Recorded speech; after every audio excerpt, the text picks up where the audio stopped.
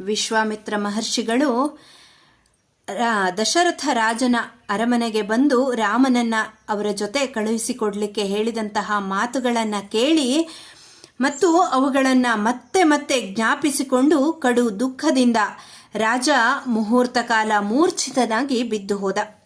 ಸಂಜೆ ಬಂದ ಬಳಿಕ ವಿಶ್ವಾಮಿತ್ರರಿಗೆ ಹೇಳ್ತಾ ಇದ್ದಾನೆ, ಮಹರ್ಷಿಗಳೇ, ರಾಜೀವಲೋಚನನಾದ ನನ್ನ ಈ ರಾಮನು 16 ವರ್ಷಗಳೂ ತುಂಬದ ಬಾಲಕ.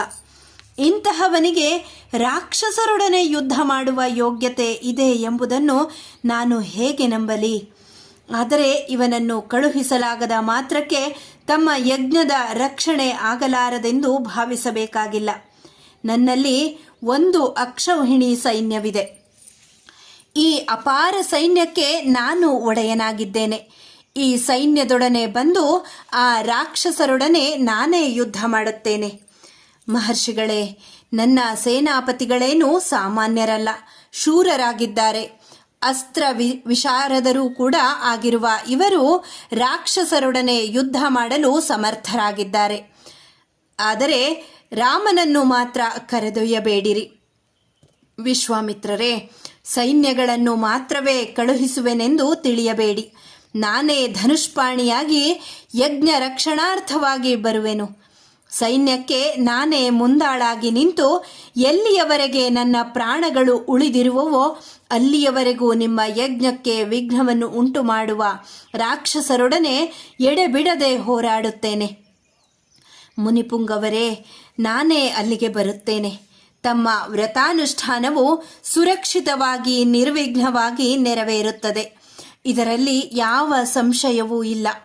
ಆದರೆ ನನ್ನ ಕಂದ ರಾಮನನ್ನು ಮಾತ್ರ ಕರೆದುಕೊಂಡು ಹೋಗಬೇಡಿರಿ. ನನ್ನ ರಾಮನ ವಿಷಯವು ತಮಗೆ ನೋಡಿದ ಮಾತ್ರದಿಂದಲೇ ಅರಿವಾಗುವುದಿಲ್ಲವೇ? ಇವನಿನ್ನೂ ಬಾಲಕ, ಚಿಕ್ಕ ಹುಡುಗ. ಇವನ ಧನುರ್ವಿದ್ಯಾಭ್ಯಾಸ ಇನ್ನೂ ಪೂರ್ಣವಾಗಿಲ್ಲ. ಇವನಿಗೆ ಎದುರಾಳಿಯ ಬಲವನ್ನು ತಿಳಿಯುವ ಪರಿಶ್ರಮವಿಲ್ಲ. ಮಹಾಸ್ತ್ರಗಳ ಉಪದೇಶವಾಗಿಲ್ಲ. ಇವನಿಗೆ ಅಸ್ತ್ರಬಲವೂ ಇರುವುದಿಲ್ಲ. ಆದುದರಿಂದ ಇವನು ಖಂಡಿತವಾಗಿಯೂ ಯುದ್ಧ ವಿಶಾರದನಲ್ಲ. ಮೇಲಾಗಿ ನಮ್ಮ ರಾಮನು ರಾಕ್ಷಸರೊಡನೆ ಖಂಡಿತವಾಗಿಯೂ ಯುದ್ಧ ಮಾಡಲಾರನು.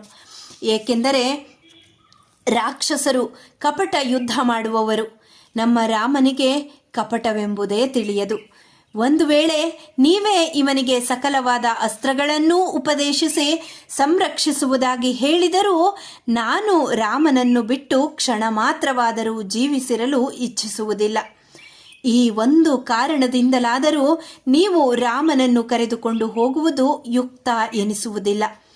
ಇಷ್ಟು ಹೇಳಿದರೂ ನೀವು ರಾಮನನ್ನೇ ಕರೆದುಕೊಂಡು ಹೋಗಬೇಕು ಎನ್ನುವಿರಾದರೆ ಚತುರಂಗ ಬಲ ಸಮೇತನಾದ ನನ್ನೊಡನೆ ಅವನನ್ನೂ ಕರೆದುಕೊಂಡು ಹೋಗಬಹುದು. ಏಕೆ ಇಷ್ಟೊಂದು ಮಮತೆ ಎಂದು ಕೇಳಬಹುದಲ್ಲವೇ? ಮಹರ್ಷಿಗಳೇ, ನಾನು ಹುಟ್ಟಿ 60,000 ವರ್ಷಗಳವರೆಗೆ ನನಗೆ ಮಕ್ಕಳೇ ಇರಲಿಲ್ಲ. ಅನಂತರ ಬಹಳ ಕಠಿಣವಾದ ವ್ರತಾನುಷ್ಠಾನಗಳನ್ನು ಯುಗಾದಿಗಳನ್ನು ಮಾಡಿ ಇವನನ್ನು ಪಡೆದಿದ್ದೇನೆ. ಅನೇಕ ಯಾಗಾದಿಗಳನ್ನು ಕೂಡ ಮಾಡಿದ್ದೇನೆ. ಈ ನನ್ನ ಕೋರಿಕೆಯಿಂದಲಾದರೂ ನೀವು ರಾಮನನ್ನು ನನ್ನಿಂದ ಪ್ರತ್ಯೇಕಿಸಿ ಕರೆದೊಯ್ಯುವುದು ಯುಕ್ತವಲ್ಲ. ನಿನಗೆ 4 ಮಕ್ಕಳಿರುವರಲ್ಲ, ಅವರಲ್ಲಿ ಒಬ್ಬನಾದ ರಾಮನನ್ನು ತಾನೇ ನಾನು ಕೇಳಿರುವುದು ಎಂದು ಕೂಡ ನೀವು ಹೇಳಬಹುದು. ಈ 4ರಲ್ಲಿ ನನಗೆ ಅತ್ಯಂತ ಪ್ರಿಯನು ರಾಮನೇ. ಇದಕ್ಕೆ ಕಾರಣವಿಷ್ಟೆ. ಇವನು ಜ್ಯೇಷ್ಠ ಪುತ್ರನಾಗಿರುವನು, ಧರ್ಮ ರಕ್ಷಕನಾಗಿರುವನು. ಆದುದರಿಂದ ನೀವು ರಾಮನನ್ನು ಒಯ್ಯುವುದು ಖಂಡಿತವಾಗಿಯೂ ಯೋಗ್ಯವಲ್ಲ. ಅದಿರಲಿ, ನಿಮ್ಮ ವ್ರತಾನುಷ್ಠಾನಕ್ಕೆ ವಿಘ್ನ ಮಾಡುತ್ತಿರುವ ರಾಕ್ಷಸರ ಪರಾಕ್ರಮವು ಎಂತಹುದು? ಅವರು ಯಾರ ಮಕ್ಕಳು? ಅವರ ಕುಲ ಗೋತ್ರಗಳೇನು? ಅವರ ಶರೀರ ಸ್ವರೂಪವೇನು? ಅವರ ರಕ್ಷಕನು ಅಥವಾ ಪ್ರಭುವು ಯಾರು? ಮಾಯಾ ಯುದ್ಧದಲ್ಲಿ ನಿಪುಣರಾದ ಅವರ ವಿಧ್ವಂಸನಕ್ಕೆ ಅಥವಾ ಪ್ರತಿಬಂಧನಕ್ಕೆ ನಾನಾಗಲಿ ರಾಮನೇ ಆಗಲಿ ಏನು ಮಾಡಬೇಕು? ರಾಕ್ಷಸರು ಪರಾಕ್ರಮದಿಂದ ಕೊಬ್ಬಿರುತ್ತಾರೆ. ಅಂತಹ ನಿಷಿದ್ಧ ವಿಚಾರಶೀಲರಾದ ದುಷ್ಟರಾದ ರಾಕ್ಷಸರನ್ನು ಯಾವ ವ್ಯೂಹವನ್ನು ರಚಿಸಿ ಎದುರಿಸಬೇಕು ಎಂಬುದನ್ನು ನನಗೆ ದಯವಿಟ್ಟು ಹೇಳಿರಿ. ದಶರಥನ ಮಾತುಗಳಿಗೆ ವಿಶ್ವಾಮಿತ್ರರು ಹೀಗೆ ಉತ್ತರಿಸ್ತಾರೆ.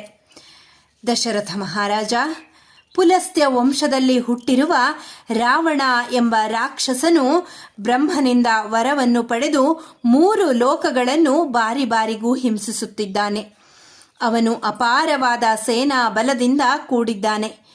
ಅವನೇ ಸ್ವತಃ ಪರಾಕ್ರಮಿಯೂ ಆಗಿರುವನು. ಅನೇಕ ಬಲಿಷ್ಠರಾದ ರಾಕ್ಷಸರು ಅವನ ಅನುಯಾಯಿಗಳಾಗಿದ್ದಾರೆ. ಅವನು ವಿಶ್ರವಸ ಮುನಿಯ ಮಗ, ಕುಬೇರನ ಅನುಜ. ಅವನು ಯಾವಾಗಲೂ ನನ್ನ ಯಜ್ಞಕ್ಕೆ ನೇರವಾಗಿ ಬಂದು ವಿಘ್ನವನ್ನು ಉಂಟು ಮಾಡುತ್ತಿಲ್ಲ. ಅವನಿಂದ ಪ್ರೇರಿತರಾದ ಮಹಾಬಲರಾದ ಮಾರೀಚ, ಸುಬಾಹುಗಳೆಂಬ ರಾಕ್ಷಸರು ಯಾವಾಗಲೂ ನನ್ನ ಯಜ್ಞಕ್ಕೆ ವಿಘ್ನವನ್ನು ಉಂಟು ಮಾಡುತ್ತಿರುತ್ತಾರೆ. ಈ ಮಾತುಗಳನ್ನು ಕೇಳಿ ದಶರಥ ಮಹಾರಾಜನು ವಿಶ್ವಾಮಿತ್ರನಿಗೆ ಹೇಳ್ತಾನೆ, ಮಹರ್ಷಿಗಳೇ, ಈಗ ನಾನು ನಿಶ್ಚಯವಾಗಿಯೂ ಹೇಳುತ್ತೇನೆ, ದುರಾತ್ಮನಾದ ರಾವಣನ ಎದುರಾಗಿ ಅಥವಾ ಅವನಿಂದ ಪ್ರೇರಿತರಾಗಿ ಬಂದು ಯಜ್ಞಕ್ಕೆ ವಿಘ್ನವನ್ನುಂಟು ಮಾಡುವ ಮಾರೀಚ, ಸುಬಾಹುಗಳಿಗೆ ಎದುರಾಗಿ ನಿಂತು ಯುದ್ಧ ಮಾಡಲು ನಾನು ಖಂಡಿತವಾಗಿಯೂ ಶಕ್ತನಲ್ಲ. ಇತ್ತೀಚೆಗೆ ಪುತ್ರ ಸಂಪತ್ತಿಯನ್ನು ಪಡೆದಿರುವ ನನಗೆ ನೀವೇ ಪರದೈವವಾಗಿಯೂ ಗುರುಗಳಾಗಿಯೂ ಇದ್ದೀರಿ. ಧರ್ಮಜ್ಞರಾದ ನೀವು ನನ್ನ ಬಾಲರಾಮನ ವಿಷಯದಲ್ಲಿ ಕರುಣೆಯನ್ನು ತೋರಿರಿ. ಮಹಾನುಭಾವರೇ, ದೇವ, ದಾನವ, ಗಂಧರ್ವ, ಯಕ್ಷ, ಪನ್ನಗರೇ ಯುದ್ಧದಲ್ಲಿ ರಾವಣನನ್ನು ಎದುರಿಸಲು ಸಮರ್ಥರಲ್ಲದಿರುವಾಗ ಮಾನವರಿಂದ ಅಂತಹ ಅಜೇಯನಾದಂತಹ ರಾವಣನನ್ನು ಎದುರಿಸುವ ಸಾಧ್ಯತೆ ಇದೆಯೇ? ರಾವಣನು ತನ್ನೆದುರಾಗಿ ನಿಲ್ಲುವವರ ಪರಾಕ್ರಮ ಎಲ್ಲವನ್ನೂ ಧ್ವಂಸ ಮಾಡುವ ಸಾಮರ್ಥ್ಯ ಉಳ್ಳವನಾಗಿದ್ದಾನೆ. ಅವನೊಡನೆ ನೇರವಾಗಿಯೇ ಆಗಲಿ, ಪ್ರಮುಖರಾದ ಮಾರೀಚ, ಸುಬಾಹು ಮುಂತಾದವರೊಡನೆಯೇ ಆಗಲಿ ನಾನು ಯುದ್ಧ ಮಾಡಲು ಖಂಡಿತವಾಗಿಯೂ ಸಮರ್ಥನಲ್ಲ. ನಾನು ಸೈನ್ಯ ಸಮೇತನಾಗಿ ಬಂದರೂ, ನನ್ನ ಮಕ್ಕಳೊಡನೆ ಬಂದರೂ ನಾನು ಅವರನ್ನು ಎದುರಿಸಲಾರೆ. ಒಂದು ವೇಳೆ ನೀವು ಬಹಳವಾಗಿ ಆಗ್ರಹ ಮಾಡುವುದಾದರೆ ಪ್ರಾಣ ತೊರೆಯಲು ಸಿದ್ಧನಾಗಿ ನಾನಾದರೂ ಬಂದೆನು. ಆದರೆ ದೇವತೆಯಂತೆ ದಿವ್ಯ ಸುಂದರ ಮೂರ್ತಿಯಾಗಿರುವ, ಯುದ್ಧಗಳಲ್ಲಿ ಸ್ವಲ್ಪವೂ ಪರಿಶ್ರಮವಿಲ್ಲದ ಬಾಲನಾದ ನನ್ನ ಮಗನಾದಂತಹ ರಾಮನನ್ನು ಖಂಡಿತವಾಗಿಯೂ ಕಳುಹಿಸುವುದಿಲ್ಲ. ಮಹರ್ಷಿಗಳೇ, ಮಾರೀಚ, ಸುಬಾಹುಗಳೇನೂ ಸಾಮಾನ್ಯರಲ್ಲ. ಯಜ್ಞಕ್ಕೆ ವಿಘ್ನವನ್ನು ಉಂಟು ಮಾಡುತ್ತಿರುವ ಅವರು ಸುಪ್ರಸಿದ್ಧರಾದ ಸುಂದರ ಮಕ್ಕಳು. ಸಾಕ್ಷಾತ್ ಕಾಲಪುರುಷನಿಗೆ ಸಮನಾದ ಪರಾಕ್ರಮ ಉಳ್ಳವರು. ಅಂತಹವರೊಡನೆ ಯುದ್ಧ ಮಾಡಲು ನನ್ನ ಬಾಲರಾಮನನ್ನು ಖಂಡಿತವಾಗಿಯೂ ನಾನು ಕಳುಹಿಸುವುದಿಲ್ಲ. ಮಾರೀಚ, ಸುಬಾಹುಗಳಿಬ್ಬರೂ ಮಹಾವೀರ್ಯವಂತರು ಮತ್ತು ಮಾಯಾ ಯುದ್ಧದಲ್ಲಿ ನಿಪುಣರಾಗಿದ್ದಾರೆ.